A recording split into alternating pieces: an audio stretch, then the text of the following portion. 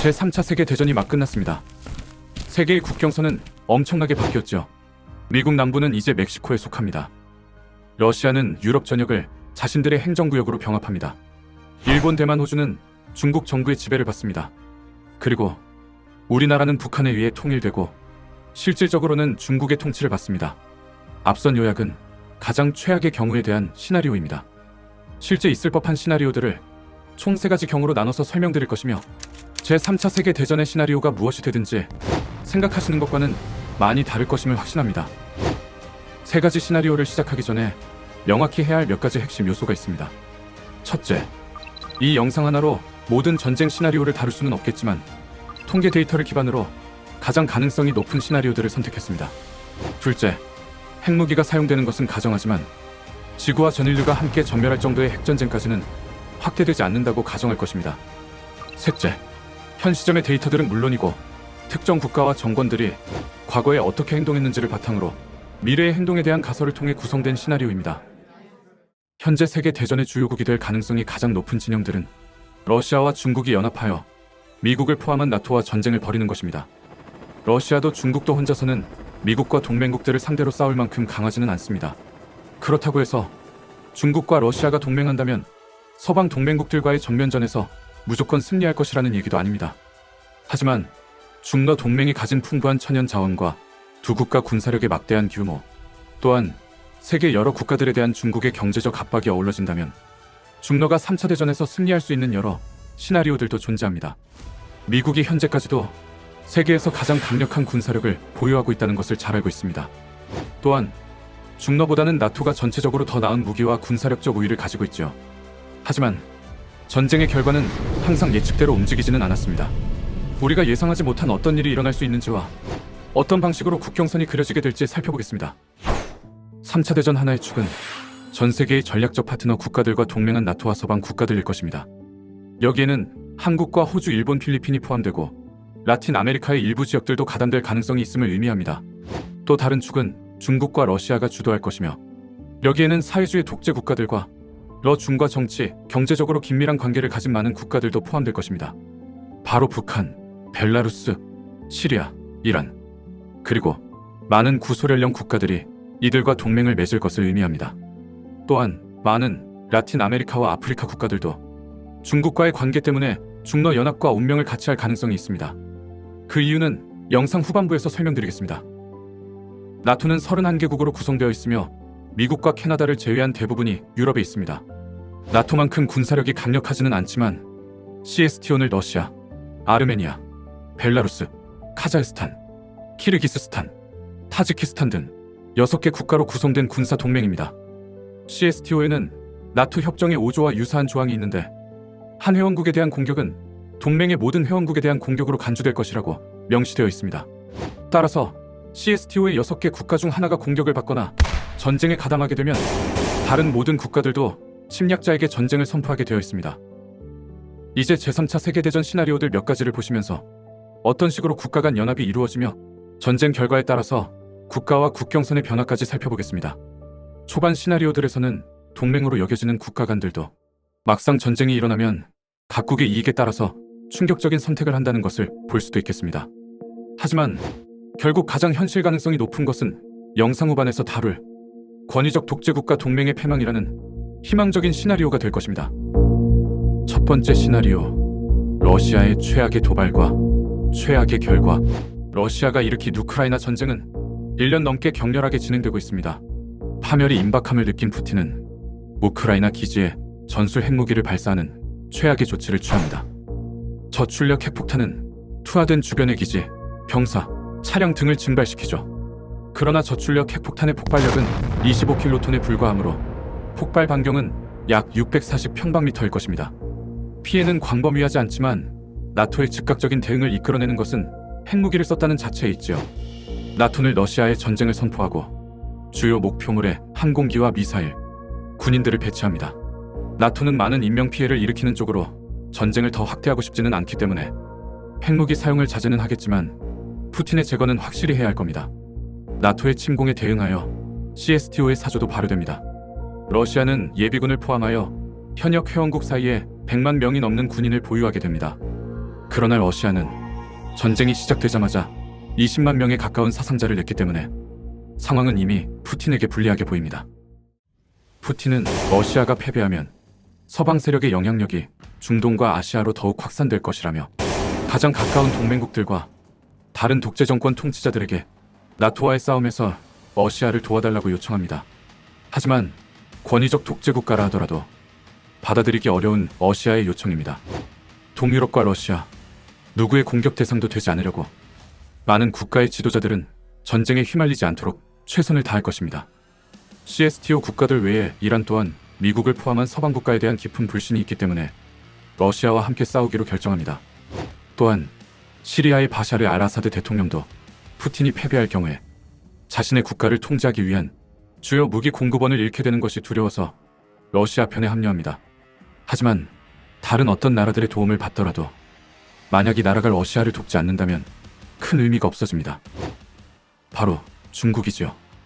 러시아가 전술적 핵무기를 발사했다는 사실 때문에 중국은 푸틴에게 등을 돌렸습니다. 중국은 핵무기 사용에 대한 입장을 분명히 밝혀왔기 때문입니다.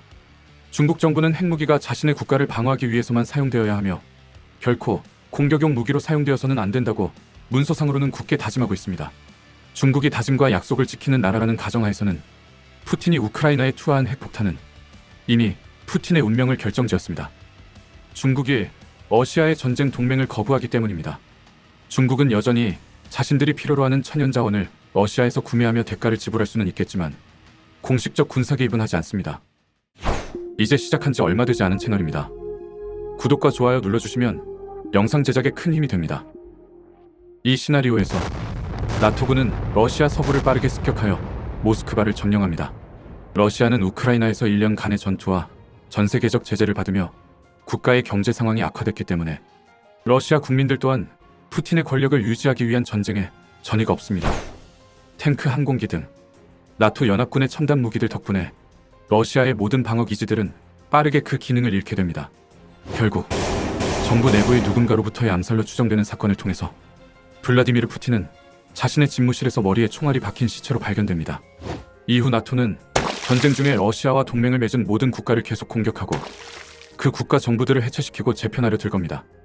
따라서 러시아가 중국의 도움 없이 나토에 맞서 싸우게 된다면 이 전쟁에서 승리할 가능성은 없습니다. 몇몇 국가들이 러시아와 연합하더라도 중국이 지원하지 않는다면 다른 수많은 국가들은 중립을 유지하려 하겠죠. 북한 또한 마찬가지입니다.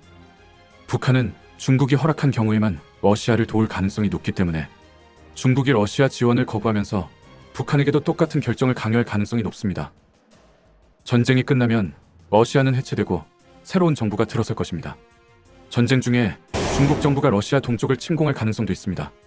푸틴이 더 많은 핵무기를 발사하여 전 세계를 핵학살로 말살할 가능성을 구실로 삼을 수 있겠죠. 중국이 승전국에 포함될 경우 화석 연료 및 광석과 같은 엄청난 양의 천연 자원이 있는 러시아의 동부 및 북부 일부 지역에 대해서 자신들이 소유권을 주장할 수도 있기 때문입니다. 러시아가 패배하고 항복하면 영토가 너무 크기 때문에 한 국가가 전체를 통제할 수는 없을 겁니다. 따라서 러시아 연방 구역의 경계를 기준으로 8개의 다른 국가로 분할한다고 가정해보겠습니다. 새로운 국경선이 다시 그려지게 될 것이며 각 경토에는 새로운 이름이 생겨날 수도 있습니다. 극동과 시베리아 지역은 중국의 영향을 받게 될 가능성이 있습니다. 중국 정부는 러시아에서 새롭게 분리된 몇몇 국가들에 자신들의 꼭두각시 정부를 세울 것이며 독점 무역 거래와 이 지역의 천연 자원을 획득할 수 있는 권리를 갖기 위해 복구 투자와 지원을 아끼지 않을 것입니다. 러시아 서부 지역에서 출현할 새로운 국가는 민주적으로 선출된 정부가 이끌게 될 것입니다. 이들은 나토의 강한 관리를 받으면서 유럽 및 미국과 긴밀한 관계를 가질 것입니다. 아르메니아, 카자흐스탄, 키르기스스탄 및 타지키스탄의 국경은 동일하게 유지되지만 새로운 정부가 생겨납니다. 이러한 혼돈 속에서 중동 내에서 러시아 편에 섰던 국가들의 위기 상태를 노리는 나라가 나타날 수 있습니다. 아마도 이스라엘은 주변 위협 국가 제거를 구실로 더 많은 자원을 확보하고 영토를 거의 10배 확장할 수 있는 시리아 침공을 시작할 것입니다. 중국은 카자흐스탄과 키르기스스탄 정부를 동시에 장악하고 중국의 충성을 맹세하는 정권들을 세울 수 있습니다. 러시아는 서양과 중국이 더 쉽게 통제할 수 있는 여러 작은 국가로 분할될 것입니다. 중동은 약간의 혼란과 권력의 변동이 있겠지만 지금의 국경선에는 큰 변화가 없을 것 같습니다.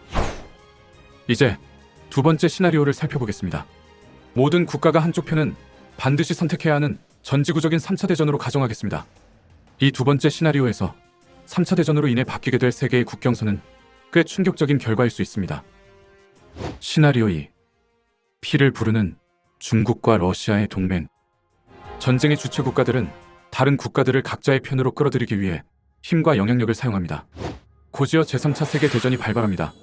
러시아와 중국의 통치자들은 그들 국가 체제를 보존하려고 노력합니다.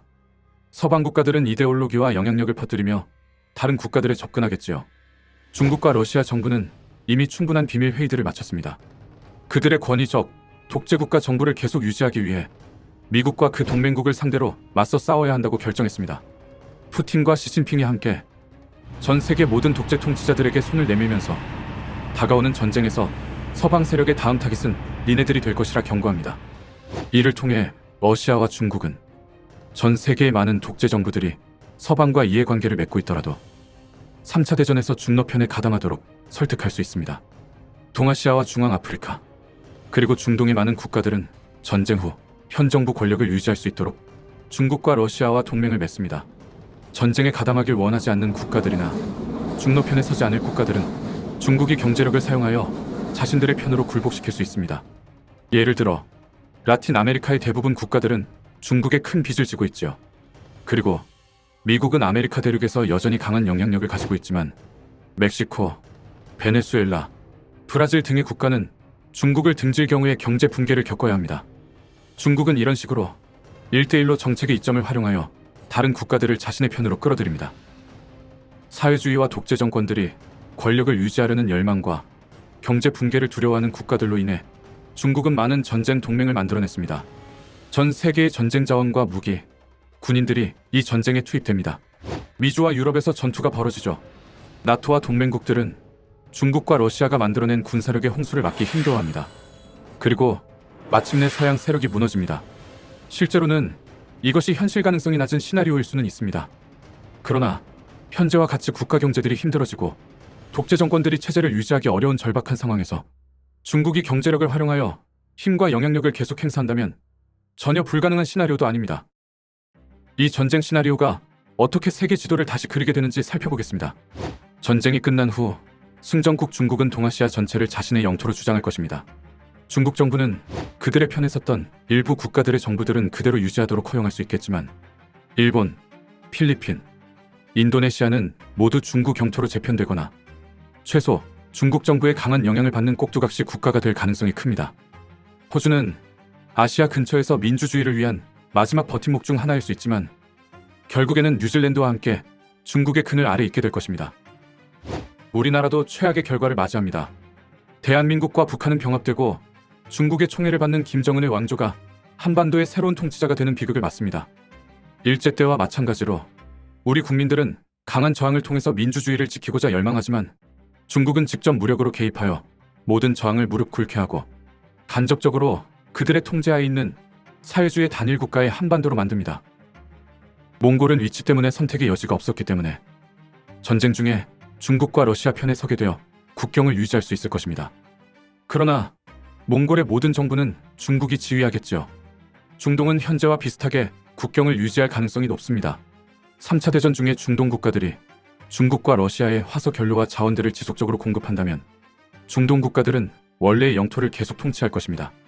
하지만 서방 동맹국인 이스라엘은 지도에서 지워지고 그 영토는 시리아와 이집트, 팔레스타인에 분할될 것입니다. 이 시나리오에서의 중앙아시아 국경선 변화는 예측하기 조금 더 복잡합니다. 파키스탄은 전쟁에서 러시아와 중국에 합류할 가능성이 높으므로 영토를 유지할 것입니다. 하지만 인도는 어떨까요? 과거부터 중국과 분쟁이 있었고 최근에는 인도와 중국이 통제하는 티베트 사이의 히말라야 국경 부근에서의 분쟁도 있었죠. 또한 중국은 인도를 아시아 부근의 라이벌이자 권력에 대한 위협으로 간주하고 있습니다. 따라서 인도가 3차 대전 중에 중립을 유지했다 하더라도 중국과 러시아는 결국에는 인도를 공격했을 겁니다. 3차 대전이 끝나면 인도는 세계의 새로운 국경선으로 나뉘게 되겠죠. 북부는 중국의 일부가 될 가능성이 높으며 서쪽은 파키스탄에게 편입될 것입니다. 남쪽은 인도 그대로 남을 수도 있지만 중국 정부가 통제하는 체제가 될 것이고요. 방글라데시도 이쪽 국가들에 통합되거나 아니면 3차 대전에서 중국을 지원한 미얀마를 위한 선물로 건네질 수도 있겠습니다. 유럽은 3차 대전에서 패배하면서 완전히 멸망할 것입니다. 유럽에서 상처를 입지 않을 나라는 거의 없다고 봐야겠지요. 중러 동맹국이 전쟁에서 승리하면 노르웨이, 스웨덴, 핀란드 모두 러시아 국경선 안으로 흡수될 가능성이 높습니다. 그들은 더 이상 주권을 갖지 못할 것이며 러시아 정부는 무력 통치로 그들을 다스릴 것입니다. 푸틴은 마침내 우크라이나를 러시아 국경에 편입시키는 그의 소망을 이룰 것이며 에스토니아, 라트비아, 리투아니아도 같은 처지가 될 것입니다. 벨라루스는 처음부터 러시아와 강하게 동맹을 맺었기 때문에 현 정부를 유지할 가능성이 있지만 현재도 알렉산더 루카셴코는 푸틴이 시키는 대로 하는 독재자이지요. 당연하게도 이전에 소련의 일부였던 국가들은 다시 한번 러시아 제국의 일부가 될 가능성이 높습니다. 다른 유럽의 나머지 국가들은 어떻게 될까요? 독일이 러시아의 모든 요구에 굴복한다면 국가를 유지할 수 있습니다. 현재도 독일이 러시아 화석 연료의 큰 고객이기 때문에 국가체제 유지를 허락해줄 수도 있겠습니다. 독일 화석 연료의 약 35%는 러시아로부터 수입되고 있으며 이로 인해 독일 정부는 매년 러시아에 수십억 유로를 지불하고 있죠. 그럼에도 독일 역시 푸틴의 허수아비 정부가 들어설 것은 자명한 사실입니다. 나머지 유럽 대륙은 그렇게까지 운이 좋지는 못할 겁니다. 유럽 국가들은 더 이상 주권 국가가 아니라 푸틴의 통치나 영향력을 받게 될 유럽 공산주의 연맹이라는 하나의 국가로 통합될 수 있습니다. 아마도 이 새로운 국가의 수도는 지역적으로 중심에 있는 스위스에 위치하게 될 것입니다. 영국은 그대로 체제를 유지시켜둘 경우 너무 위험한 존재가 되기 때문에 러시아와 중국에 대한 충성파가 권력을 잡거나 영국 또한 유럽 공산주의 연맹에 편입될 수 있습니다. 러시아와 중국이 승리한다면 아메리카 대륙의 국경에는 엄청난 변화가 있겠죠. 그나마 캐나다는 국경을 유지하고 정부 체제도 별 영향을 받지 않을 가능성이 있습니다. 현재는 마땅히 견제해야 할 국가이지만 3차 대전 패배를 겪으면서 7만 명의 군인이 사망하고 63대의 전투기와 4대의 잠수함이 파괴되어 군사력을 완전히 상실한 캐나다는 중국과 러시아에게 신경조차 쓰이지 않는 존재가 될 수도 있습니다. 반면에 미국은 완전히 해체될 것입니다. 먼저 러시아는 알래스카를 되찾아 동부 영토에 편입시키겠죠. 멕시코는 중국과의 경제적 관계가 깊어지면서 이 전쟁에서 중국 편에 서는 것도 고민했을 것입니다. 자신들이 보호받을 것이라는 확신 없이는 멕시코가 위쪽에 이웃한 미국을 화나게 하는 일은 절대 하지 않을 것 같지만 미국은 3차 대전 동안 태평양과 유럽으로 대병력을 파견하게 되어 미국 내의 군사력은 약화됩니다. 이런 상황이라면 멕시코는 중국에 지속적으로 보급품과 전쟁 자원을 보낼 수 있습니다. 전쟁이 끝나고 멕시코는 미국이 멕시코 전쟁 때 빼앗아간 땅을 되찾는 대가로 중국의 우호적인 동맹을 유지하는 것에 동의할 것입니다. 이제 최소 미국의 9개 주는 멕시코령에 속하게 됩니다. 미국 대륙은 러시아와 중국이 통제하기 어려운 지역 중 하나가 될 것이므로 아마도 미국 북동부와 중부는 그대로 미국으로 남을 수도 있지만 2차 세계대전 후에 연합군이 일본을 대했던 것과 유사하게 군대 규모에 가혹한 제한을 가할 것입니다. 그리고 미국 북서부 지역은 중국의 식민지로 편입하고 동부 해안 지역은 러시아가 통치하여 전체적으로 미국 대륙을 압박하고 관리할 것입니다. 쿠바는 3차 대전에서 러시아와 중국 편에 설 것이 거의 확실하기 때문에 전쟁 후 미국 남동부 해안은 쿠바에게 넘어갈 것입니다. 새로운 쿠바 국가의 행정 중심지는 하바나에 위치하게 되지만 미국 내에서 반란이 일어나지 않도록 압박을 가할 수 있는 공산주의 연맹 군대를 플로리다와 그 주변 지역에 배치합니다. 또한 쿠바는 러시아의 도움을 받아 국경을 확장하여 푸에르토리코와 아이티를 포함한 카리브해의 대부분을 차지할 가능성이 높습니다. 중국이 3차 세계대전에서 승리하면서 당연하게도 대만은 중국에 흡수되겠죠. 대만 정부와 공식적인 외교 관계를 맺은 모든 국가들에 대한 중국의 보복이 있을 수도 있겠습니다. 남미는 처음부터 중국의 경제적 통제하에 있던 국가들이니만큼 국경선이 거의 바뀌지 않을 것입니다. 이 국가들은 아마도 전쟁에서 제외되었을 가능성이 높지만 중국의 막대한 양의 대두를 수출하는 브라질과 태평양을 가로질러 구리와 철광석을 보내는 칠레와 같은 곳은 특별한 포상을 받을 수 있습니다. 반면에 파라과이는 공식적으로 대만을 인정했기 때문에 중국에 충성하는 다른 국가들 중 하나의 선물로 건네지겠죠. 파라과이를 장악할 국가는 인접하고 있는 브라질이 될 가능성이 높겠습니다. 이미 남미 국토의 50%를 차지하고 있는데 더 큰 세력으로 성장할 것이고요. 아프리카의 국경은 3차 세계대전 전과 큰 차이가 없을지도 모릅니다. 그러나 일부 국가 지도자들은 전쟁의 혼란을 이용하여 이웃 정토를 침략하여 자원을 수탈하려고 할 수도 있겠습니다. 승전국일 러시아와 중국은 전쟁으로 파괴된 국가를 재건하고 새로운 제국의 지배력을 유지하기 위해서 자원과 값싼 노동력을 조달할 곳을 더 많이 찾게 되고, 그 영향으로 아프리카에서 제조업과 무역이 폭발적으로 증가할 수 있습니다. 아프리카 대륙에서 석유의 약 25%를 보유하고 있는 나이지리아와 매년 1250억 달러의 광물 자원을 채굴하는 남아프리카 공화국과 같은 자원 부국들은 3차 대전 승전국들과 더 긴밀한 관계를 맺으며 아프리카에서 더 큰 힘과 영향력을 키울 수 있습니다. 3차 대전에서 러시아, 중국, 그리고 그 동맹국들이 승리한다면 서구의 민주주의는 해체되고 전 세계의 사회주의 독재 정부들이 자리를 꿰차게 될 것입니다. 하지만 이 독재적 지도자들은 영원히 사이좋게 지내지는 못하는 태생이기 때문에 길지 않은 시간 내에 더 큰 전쟁으로 커질지도 모르겠습니다. 러시아와 중국이 끝판왕 대결을 펼치게 될 수도 있겠고요. 하지만 러중 동맹이 승리하는 이 시나리오에 대해서 너무 걱정할 필요는 없겠습니다. 현실적으로는 소개드릴 마지막 세 번째 시나리오가 훨씬 가능성이 더 높기 때문이죠. 시나리오 3. 나토 동맹국의 승리. 실제 현 시점에 미국은 세계에서 가장 강력한 군대를 보유하고 있습니다. 따라서 미국이 속한 나토의 군사력은 그야말로 최강이죠. 중국과 러시아가 서방과의 싸움에 동참하도록 다른 여러 국가를 설득할 수 있다고 해도 그들이 이길 가능성은 여전히 낮습니다. 나토 동맹의 연합된 힘은 러시아와 중국 군대를 압도할 것입니다. 러시아는 훨씬 더 작은 우크라이나도 제압하지 못했습니다. 오히려 우크라이나와의 전쟁을 통해서 러시아의 군대, 장비, 지휘체계 등 수많은 부족함이 있다는 게 여실히 드러났죠. 중국은 더 강력한 적이 될 수도 있지만 러시아같이 함성과 무기 등이 대부분 구식입니다. 하지만 중국은 현재 가열차게 군대를 현대화하고 있으며 최첨단 무기를 만드는데 막대한 돈을 쓰고 있습니다. 따라서 미래의 중국은 군사력으로도 절대 강자의 위치에 올라설 가능성이 있지만 당장 현재는 그렇지 않습니다. 이제 마지막 시나리오에서 세계의 국경선이 어떻게 다시 그려지는지 살펴보겠습니다. 첫 번째 시나리오와 마찬가지로 러시아는 전쟁이 끝난 후 여러 부분으로 쪼개집니다. 이 나라의 면적은 1624평방킬로미터로 엄청나게 방대합니다. 두 번째로 큰 국가인 캐나다도 러시아의 절반에 불과하지요. 러시아는 8개의 연방구역으로 분할되어 각 구역에 새로운 정부가 설립될 수 있습니다. 중국은 전쟁의 패전국이 되면서 사회주의는 무너지고 서방 국가들의 지원하에 국민에 의해 선출된 민주주의 정부를 수립하는 과정을 겪게 될 것입니다. 러시아가 통일하여 다시 힘을 키우고 미래에 또 다른 큰 전쟁을 일으키는 것은 누구도 원하지 않는 일일 겁니다. 모스크바의 새로운 정부가 수립되어 러시아 전체를 보다 민주적인 정부 형태로 전환하는 데 도움이 될 가능성이 있습니다. 하지만 그넓은 러시아와 많은 수의 국민을 완전히 통치하는 것은 현실적으로 어려울 수 있습니다. 모스크바의 새로운 민주 정부가 들어선다 해도 새 정부와 서구의 이데올로기에 맞서 싸우는 반군 집단이 앞으로 수십 년 동안은 존재할 것이기 때문입니다. 나토가 3차 대전에서 승리한 후에도 러시아 국경은 무법지대가 될 수 있습니다.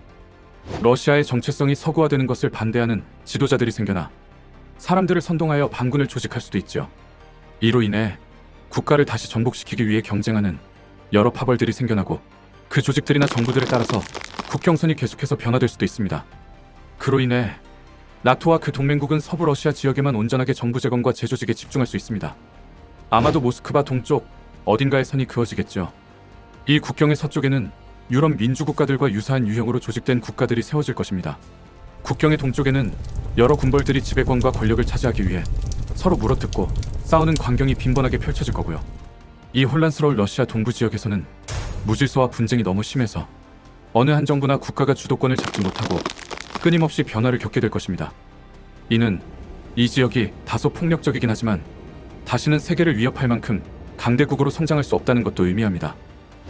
그리고 중국 또한 새로운 체제로의 변화에 대한 문제를 겪게 되는데 600만 제곱킬로미터의 큰 나라이기도 하지만 안정적인 정부로 새로운 국가를 조직하기 위해서 실제로 문제가 되는 것은 엄청난 인구 규모입니다. 중국은 국경 내에 있는 인구가 14억 명이 조금 넘습니다.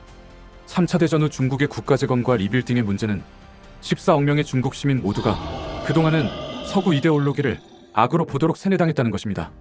3차 대전 이후의 중국을 이끌 제대로 기능할 정부를 수립하려면 영토가 여러 지역으로 나뉘어져야 할 수도 있습니다. 또한 시진핑 정권에 의해 세뇌된 중국 국민의 의식을 깨면서 민주적 선거를 실시할 수 있는 과도 정부가 필요합니다. 중국을 여러 개의 작은 국가로 나눈 후에 해당 지역 사람들의 민족적 정체성에 적극적으로 반응하면 패전의 아픔보다 건설적인 분위기를 조성할 수 있습니다. 우선 티베트는 독립을 되찾고 스스로 통치할 수 있게 될 것입니다. 대만도 중국의 침략을 두려워할 필요 없이 진정한 주권 국가가 되겠죠. 다양한 민족이 혼합되어 있는 지역들도 민족에 따라서 분리되는 지역들도 있겠습니다. 몽골의 국경은 이미 많은 몽골 민족이 살고 있는 중국 북부까지 포함하도록 확장될 수도 있습니다. 중국 서부 지역은 스스로 국가가 되거나 새로 개혁된 카자흐스탄에 편입될 수도 있죠. 전쟁 후 카자흐스탄에도 민주적 선거에 기반한 새 정부가 수립될 것입니다. 중국 중부 지역은 진정한 중국 민주공화국의 새로운 국경선이 생겨날 것이며 여전히 베이징이 중심이 되어 새로운 정부가 꾸려질 것입니다. 이러한 분위기 속에서 중국의 사회주의 체제는 확실하게 사라지겠죠. 독재자가 사라진 자리에는 국민들의 필요와 요구를 대표하는 여러 정당과 함께 중국 민주주의가 수립되어 자리 잡게 됩니다. 북한은 우리나라에 흡수되어 한반도는 통일이 될 것이고 김정은 독재 왕조는 역사에서 사라집니다. 서울의 한국 정부는 북쪽의 국민들과 회후하며 함께 힘을 합하여 통일된 한반도에서 민주국가를 이룰 것입니다. 매일 목숨을 위협받고 살아왔던 북한 주민들은 처음으로 국가에 대한 발언권을 갖고 민주사회에서 살아가게 됩니다. 북한 주민들과의 사회 격차를 줄이기 위해서 우리가 희생하고 투자할 부분도 있겠지만 분단으로부터 민주체제로 통일되는 상징적인 국가이기에 나토를 중심으로 전 세계로부터 상당한 양의 인도적 지원이 한반도로 보내질 것입니다. 이러한 체제 변화는 세계의 많은 지역에서 일어날 것입니다. 3차 세계대전이 나토 동맹국의 승리로 끝나고 러시아, 중국 미크들과 함께 전쟁에 참여한 모든 국가의 권위주의 정권을 해체하게 되면 전쟁에 직접 참여하지 않았던 독재 국가들도 무너질 수 있습니다.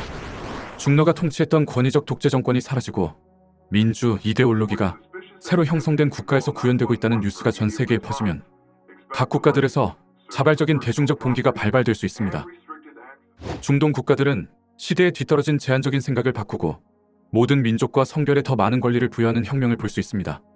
중앙 아프리카의 국가들은 국민들이 권력을 되찾는 혁명을 겪을 것입니다. 한때 소련의 이상과 사회주의를 수용했던 라틴 아메리카 국가들은 더 많은 자유와 공정한 선거를 요구하는 국민의 봉기를 마주할 것입니다.